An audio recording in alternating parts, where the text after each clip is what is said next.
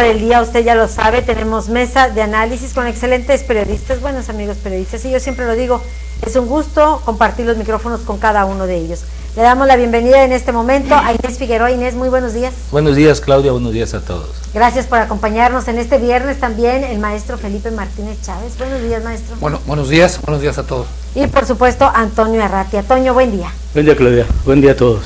Gracias por acompañarnos. El tema que vamos a poner sobre la mesa es precisamente este tema que ha sido demandado por parte de los trabajadores, así como lo escuchó usted, de los trabajadores del gobierno del estado, y son trabajadores de diferentes áreas, porque dicen que les adeuda el gobierno de Tamaulipas, en el caso de los maestros, sueldos, a los policías viáticos y bonos, en las jurisdicciones sanitarias, en el sur del estado gastos de camino, a los estudiantes las becas, y dicen los burócratas que tampoco les han pagado lo que corresponde a este pago de antigüedad.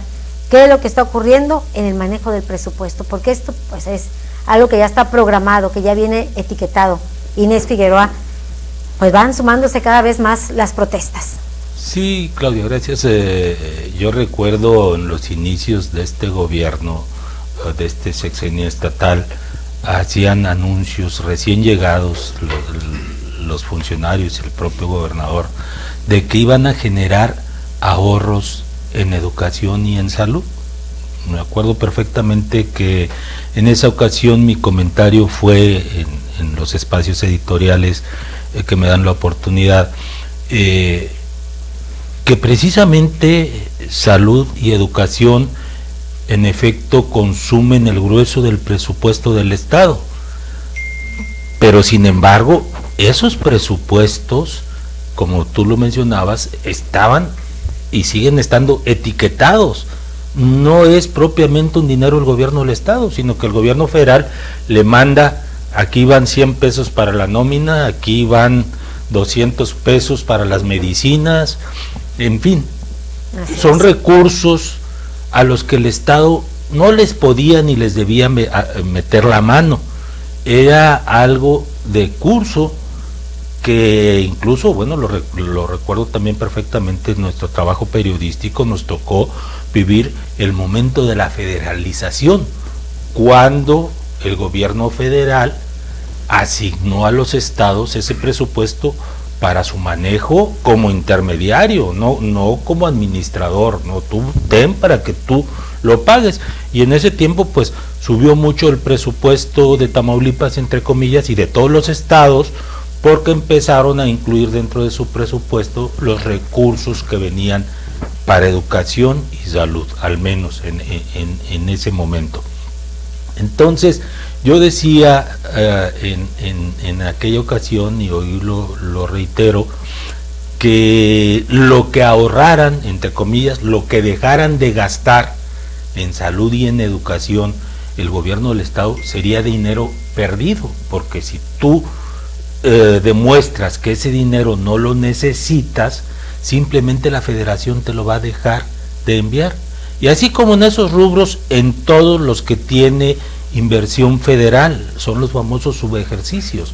Cuando tú no aplicas un recurso que pediste o que se te dio para determinada actividad o compra, pues demuestras que no lo necesitas, y el gobierno central sencillamente lo elimina de tus partidas, aparte de que lo tienes que restituir, lo elimina de tus partidas. De ahí vienen pues un montón de observaciones, aparte de los subejercicios, las observaciones que ha hecho la Auditoría Superior de la Federación por más de 15,000 millones de pesos al gobierno de Tamaulipas. Entonces, todos esos errores administrativos que a lo mejor fueron errores administrativos en el mejor de los casos, finalmente la pregunta sigue siendo la que señalabas en el inicio de este comentario, es ¿dónde está el presupuesto? Porque los recursos cada año que genera el Estado y que recibe de la Federación, los recursos con los que opera el Estado, cada año se han ido incrementando por lo menos en el mismo nivel que se ha dado la depreciación del dinero, es decir, aplicado el porcentaje de la inflación. Y si este gobierno ha recibido para operar los mismos recursos que recibieron los gobiernos anteriores, pues de menos todo mundo esperaría que hubieran hecho lo mismo que hicieron los gobiernos anteriores, no solo en obra, en el cumplimiento de los compromisos con sus trabajadores. Y hoy lo que vemos es que de manera creciente los ciudadanos están exigiendo que se les pague los que directamente están recibiendo, dejando de recibir los pagos, pero el resto de los ciudadanos también están diciendo dónde está el presupuesto, porque lo que están exigiendo, más allá de castigos, cárceles, desafueros o lo que pueda suceder en todo ese proceso que se está dando, lo que están exigiendo es que se les cumpla sus expectativas en materia pública, que la calle se le arregle, que, en fin, todo lo que representa el oficio público y que ha estado ausente en muchos rubros. Los trabajadores dicen que ya están cansados, maestro Felipe Martínez Chávez, que siempre les dicen pues que ya mero les van a pagar, que mañana les depositan, el mañana te pago, pero dicen simplemente no funciona porque esos pagos no llegan a manos de los maestros, de los policías estatales o de los trabajadores de salud. Pues deben de estar cansados ya, sí, porque pues vemos cada vez más inconformidad en diferentes sectores que no les cubren a tiempo o que no les pagan o que desaparecieron un programa, como es el caso de las becas. Muy buena la pregunta, ¿en dónde está el presupuesto? ¿En dónde quedó el del año pasado? Se argumenta por ahí que se va o se fue a la cuestión de la pandemia, pero si están los recursos etiquetados, si hay un préstamo que ya está vigente, que ya está en ejercicio de 3.600 millones, más intereses, calculando según los documentos de ahí de la licitación al 8,5% anual en 20 años, porque el gobierno estaría terminando de pagar ahí por el 2040. Entonces, si tomamos en cuenta los intereses, serían un 170% más. Entonces, si la deuda de Tamaulipas ahorita anda en los 20,000 millones, pues se aumenta un 170%, es lo que realmente debe Tamaulipas. Y en eso, si no se viene una hiperinflación, o sea, si no se da un disparo en la inflación, bueno, o si se dan otras condiciones adversas, en fin, ¿en dónde queda ese presupuesto? También es la pregunta que se hacen muchos, esas personas a las que se les debe, si las participaciones federales llegan a tiempo. Y en este año, para este ejercicio, Tamaulipas es el estado de los 32 entidades, incluyendo la Ciudad de México, que más incrementos recibe en el presupuesto federalizado o de asignaciones federales, con aproximadamente un 4%.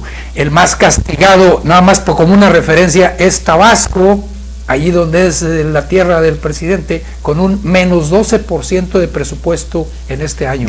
Y son recursos ya etiquetados, como comentaba Inés, pero que se transfieren a través del gobierno del estado. Yo quiero pensar que se trata de errores administrativos y no de malos manejos, no alguien que le esté metiendo mano ahí. Pudieran ser errores administrativos, como eso del pago a los policías, también a los del sector salud, que son recursos que vienen de la Federación de movilización para el personal que labora ahí, o sea, algunos elementos que ahí laboran. Entonces, hay un vacío de información. Sería bueno que alguien ahí de la administración diera la cara, que informara puntualmente qué es lo que está pasando, qué se ha pagado o qué no se paga de lo que viene del gobierno federal. Ya no queremos hablar de los proveedores. A estas alturas falta todavía mucho. Todas las administraciones terminan mal, pero en esta se está adelantando la falta de pagos. Y a estas alturas yo no creo que alguien de la capital de Tamaulipas les vaya a dar crédito, les vaya a fiar, porque no son de fiar. Y si todo viene de Reynosa, incluso las comidas, todo viene de Reynosa o de otras partes del país, pues no les queda a los comerciantes o prestadores de servicios locales más que solo vender a crédito. Lo que ha calado muy hondo en la sociedad son las becas que se dejaron de pagar, las becas que se suspendieron. Si eran alrededor de 150,000 se dejaron de pagar en el 2019 y que eran personas de muy escasos recursos, familias que batallan para incluso para pagar la inscripción. Luego querían genios, niños genios con un promedio de 9.5 de calificación. Los hay. Entraron por ahí alrededor de 38,000 que tienen esa calificación en los niveles básicos, o sea, que muestran interés, pero tampoco se les pagó. Hoy lo que tiene ahí la Secretaría de Educación es algo que parece causar risa.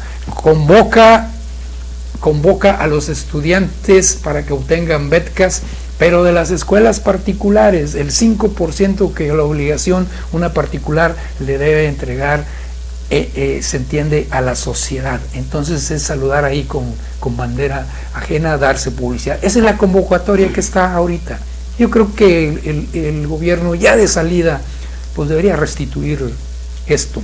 Tenemos un comentario por parte de la audiencia de RT Noticias. Dice: los empleados del gobierno del estado de base de confianza, extraordinarios y contratos no han tenido un aumento al salario desde el principio de este sexenio. En sexenios pasados sí los teníamos, ahora solo sindicalizados, y se lo tienen. Toño Arratia. Pues mira, yo creo que son problemas muy sensibles, sobre todo en el caso de, todos los casos, pero en el caso de educación y de salud, es muy grave lo que está ocurriendo. Y yo tengo una historia de contar que ubica el nombre del juego, que es corrupción de política. Es una historia de hace 15 años, pero encaja en el contexto actual porque las cosas evidentemente parece que no han cambiado. Voy a respetar nombres de dos personas que ya fallecieron, que tampoco los exime de su responsabilidad, pero lo voy a usar como siempre de referencias.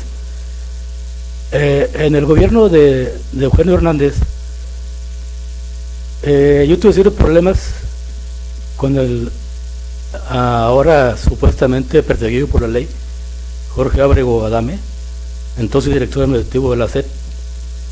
El origen fue primero con el secretario Contreras Cantú. Hubo un problema muy fuerte con él. No digo los detalles porque no quiero lastimar su memoria. Y me envió con Ábrego, que quería hablar conmigo. Entonces le dije no, porque me iba a demandar Ábrego. Hasta que demande yo le respondo. Por favor, vaya con él. Tampoco voy a dar los nombres del jefe de prensa que me llevó. Le pregunté, ¿va a entrar conmigo? Dijo, no. Ahí arréglate con él. Y bueno, el hecho concreto es que me reclamar que yo les publiqué que él, sin ser maestro, se acaba de adjudicar 2 plazas. Entonces me reclamó, yo le publiqué que vendía plaza. Le dije no, y sacó la revista de su escritorio. Digo, usted me demuestra que yo escribí eso, le ofrezco una disculpa pública, y yo escribí que usted tenía 2 plazas sin ser maestro, siendo contador público, y tiene 55 años.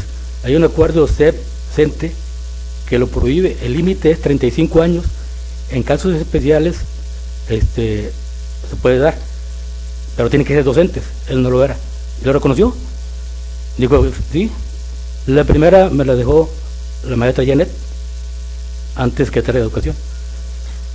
En el 2006, la primera plaza. Lo irónico es que él mismo, director administrativo, se ordenó a sí mismo pagarse la plaza con 1 año de retroactividad. En 2007 se autoriza otra plaza, igual. Aquí tengo los números de las claves, pero son 19 dígitos y letras, es larguísimo. Entonces, finalmente, yo me sorprendí de su educación, y me explicó que su familia era de maestros, pero yo les había publicado una lista como de 15 o 20 maestras, la mayoría, muchas de la élite social victoriana, muy conocidas, damas, con plazas nuevecitas, con claves, todo, cobraban, bueno, cobran. El propio Ábrego debe estar jubilado, supongo, y sigue cobrando. Entonces, en resumen, ahí está el secreto. ¿El dinero dónde está? Entre ellos. Después, ¿quién ha estado después de Contreras Cantú? Vamos a los últimos. Héctor Escobar. Héctor Escobar es el último. Joaquín Contreras Cantú dejó la SED al garete, no al garete, lo manejaba a trasmando la gente de Janet. Él andaba en el proceso electoral del PRI. Ahora ¿dónde está Héctor Escobar? En la política, ¿sí? Ahora Monroy está secretario de Educación. Entonces, lo que quiero decir es que el dinero se lo están llevando los entes directivos de las dependencias, salud. Pues yo no creo que la doctora sea tan inocente. Ahí hay evidencias muy fuertes y muy graves que no sé a dónde la van a llevar. La doctora Gloria Molina. Así es. Si te parece, nos vamos a la pausa y regresamos para seguir hablando de este tema. Volvemos.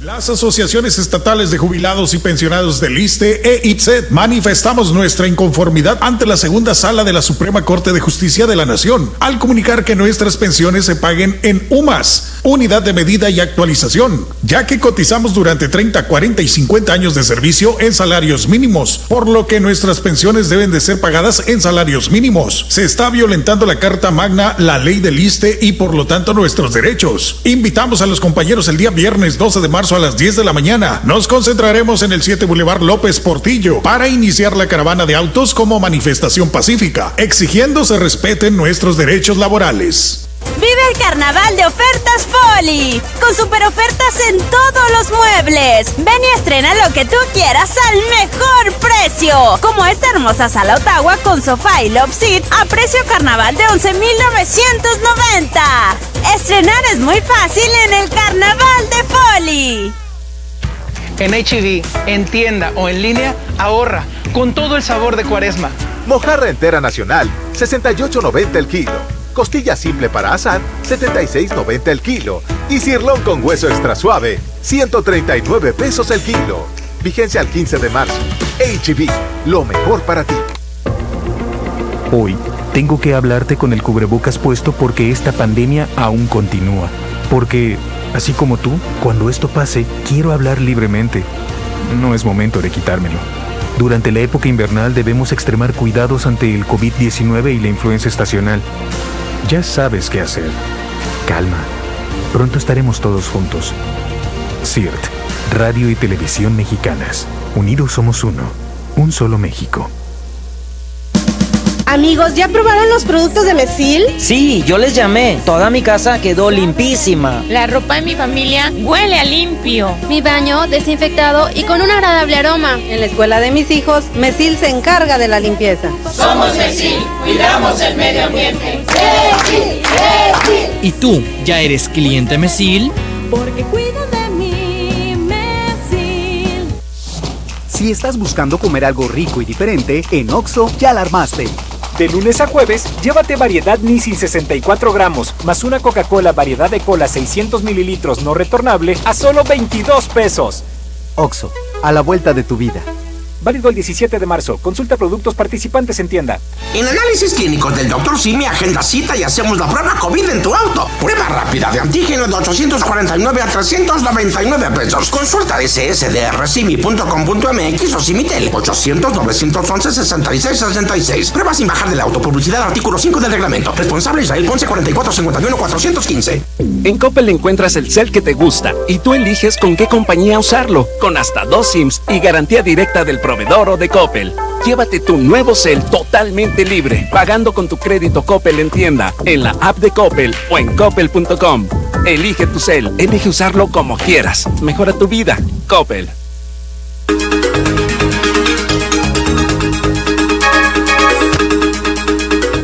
Ya regresamos a esta mesa de análisis. Les envía saludos la maestra Vázquez, dice: respetables comentaristas, hoy me pierdo de escucharlos. Voy a una caravana de protesta en contra de la aplicación de la UMA a nuestras pensiones. Así que les envía saludos. Gracias. El maestro Felipe Martínez Chávez decepcionó al señor Antonio Pérez. Dice: buen día, es muy triste pensar que son errores administrativos, como usted lo mencionó, maestro, e ingenuos, dice, a esos pagos que no están haciendo los trabajadores, puesto que ya es mucho tiempo, y dice, claro está, que se fueron a otra parte. Gracias, y le envía saludos. No, pues que quisiéramos pensar que se trata de errores administrativos y no que están jineteando ese dinero. Ahorita se daba en el pasado, muy común. Antes teníamos elementos del jineteo, lo depositaban al banco, les generaba tanto interés. Ahora es un poco más difícil de comprobar y viene la auditoría superior de la Federación, a menos que vengan también arreglados, tamaleados por una comisión que se les atiende bien. O sea, tenemos pequeños elementos, pero no algo fehaciente con elementos, sino aquí lo podríamos decir. Por eso digo, queremos pensar que se trata de errores administrativos, porque si están cometiendo actos de corrupción, pues no lo van a hacer público. Tenemos facturas, por ejemplo, de seguridad pública, no le pagan a los policías, pero tenemos facturas, por ejemplo, de un hotelito aquí en el centro de la capital, que cobró 8 millones de pesos por hospedaje, cuando ese hotel vale menos de 8 millones de pesos en 4 meses, ni ocupando todas las habitaciones por 3, 4 años se generarían esos 8 millones. O tenemos uno de 17 millones de pesos en Altamira, donde tampoco se hospedan policías. Entonces, así vamos buscando información, pero algo sistemático que pudieras decir, oye, este dinero se va, pues sí se va en eso, en actos de corrupción, como dice Toño, y con documentos probado, pues en cuestión hormiga, plazas aquí, plazas allá, la suegra, la sirvienta, los que cobran, que es una forma muy disfrazada y no un saqueo descarado que pudiera darse nada más en la asignación, contratos y de obra pública. Nos dice también, envían saludos a Antonio Arrate, dice que es muy interesante, Toño, lo que estás confesando. Te envían saludos. Gracias. Pues sí, pero a mí me gustaría mejor que se resolviera la situación, que investigara a alguien, pero lamentablemente parece que el dinero llega a todas partes y no hay ni siquiera el intento, el ánimo de investigarlo. Yo soy periodista y yo lo logré conseguirlo, con amenazas de demandas, por supuesto, del Correo de Tamaulipas. Y hay otra, por ejemplo, salud. Yo no tengo tantos elementos, pero sí tengo elementos para decir, por ejemplo, una representante del gobierno federal que estuvo ahí, que querían inmiscuir en la corrupción. La doctora Valeria Morvina quería obligarla a que firmara un cheque por 4 millones. Algo irregular. Ella se negó, prefirió renunciar y se fue. Por supuesto que fue a la federación a denunciarlo, por lo menos de palabra. Allá saben por qué se fue. Ahí se perdieron 4 millones ya. ¿Para qué? ¿Los querían? Lo ignoro. La otra que me parece también grave es que los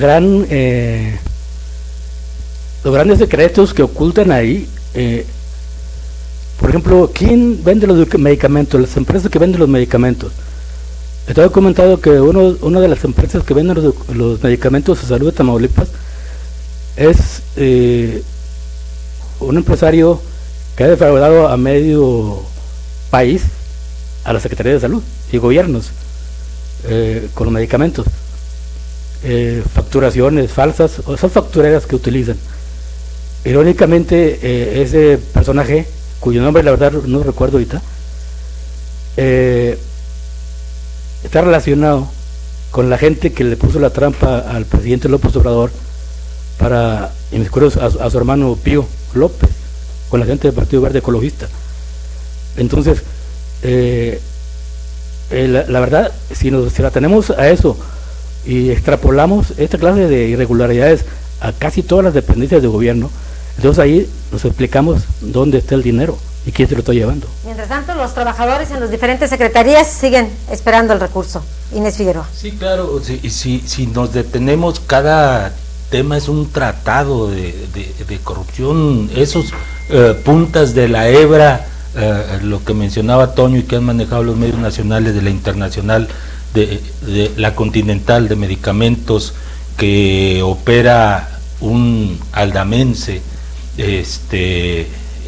y que en efecto a nivel nacional, incluso con las dependencias federales, pero en muchos estados han cometido fraudes, bueno, aquí en Tamaulipas fue con lo que inició este gobierno, que declaró desiertas las licitaciones para dejar en 2 ocasiones, ignoro porque ya no hacen pública esa información, pero al menos las 2 primeras licitaciones de manera mañosa, por llamarle de alguna manera, cayó en la misma empresa que está señalada en Guanajuato, en Veracruz, en muchos estados del país, de haber cometido fraudes, y en la que en efecto está relacionado este personaje de Aldama, que fue es socio y copartícipe de quienes hicieron el cuadro aquel para que apareciera en un video el hermano del presidente de la República recibiendo aportaciones para el Movimiento de Regeneración Nacional.